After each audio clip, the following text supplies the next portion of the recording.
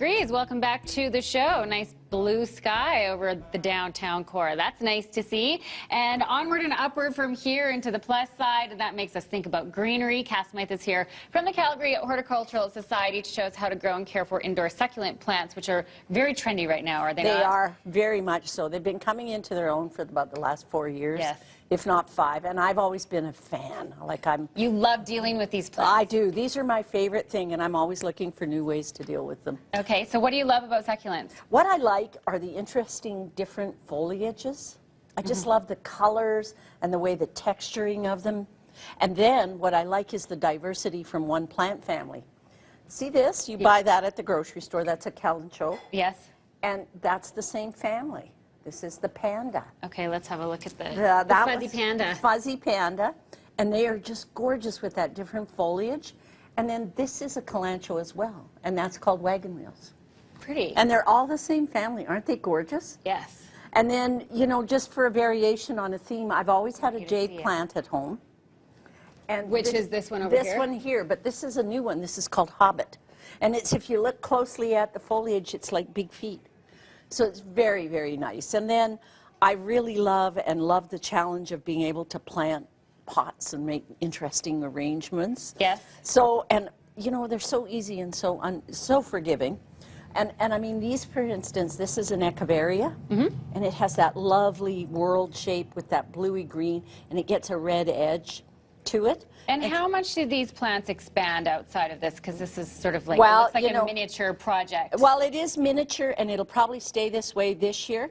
But once you put it out in the garden, you'll notice I'm using a high-class garden tool. I see that. Yeah. Straight from the kitchen drawer. Yeah, but you know what? It works like a darn. And then I raided the kitchen here so that when the plant falls over, you're not grabbing it and crushing it or breaking the foliage. So use a couple. That's just a stir stick. Yeah, those are just coffee stir sticks. You do all sorts of inventive things.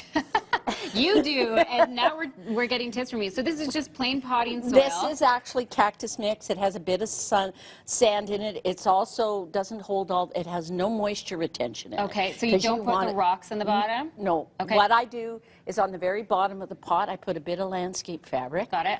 And I put that on there so that the soil doesn't all filter out of the bottom. Yes. So that you're looking at it in the middle of the spring and all the soil's run out. Yeah, no, nobody likes that mess. Nobody wants to deal with that. So just planting a few of these into the container. And you don't break up the roots at all? No, not with cacti and succulents, especially. They've just come in at the garden center, and some of them are quite tight in their pots. Right. But they're not heavily rooted. Okay. So I'm just trying to decide which way to go. And you don't need to be aggressive in patting them in. No, because what you're going to do is once you've done this, is you're going to go and settle the soil around them, and then you get to play and put pretty rocks on them. Accessorizing. Accessorizing and making it pretty. And you get, a friend of mine polishes rocks, so I just love the blue. And doesn't that just, look at how that just highlights out the plants. And don't crowd them, because you asked me how they grow. Yes. This one this summer in the pot will expand about 3 inches. Okay. And this little guy will just keep creeping around. And so what I'll do in the empty spaces, I'll take some large chunks of bark chips. Yes. And create a few cliffs or somewhere for something to sit.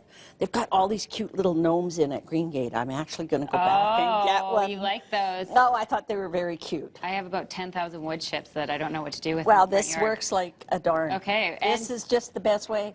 Then you're going to water it. You're going to give it a good watering, and you're going to soak it so that the water soaks down.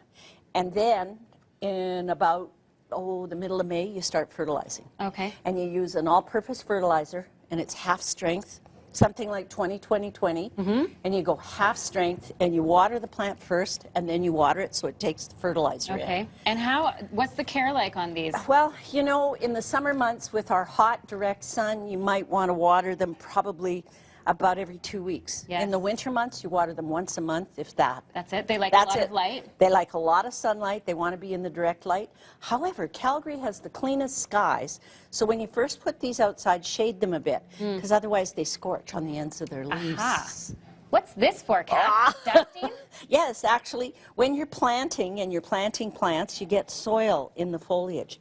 And the last thing you want to do with their brittle foliage is break the foliage off. So by doing this, see, I got a few rocks in there. delicate. So you clean it out a bit, so that you clean it, and then it's all clean and tidy. Amazing. I love it. Good. Just to recap, Kath's garden tools: a kitchen spoon, a paintbrush, and a coffee stir stick. That's all you need to get your succulent garden started. It's household tips, you know, and household things. There's a use for everything. You never throw anything away. I love when it. you're a gardener. Perfectly charming, just like you. Thank you. Kath. Thanks. Time to take a break here on the show. It is 8:46. Leah Sarich, did you take some notes?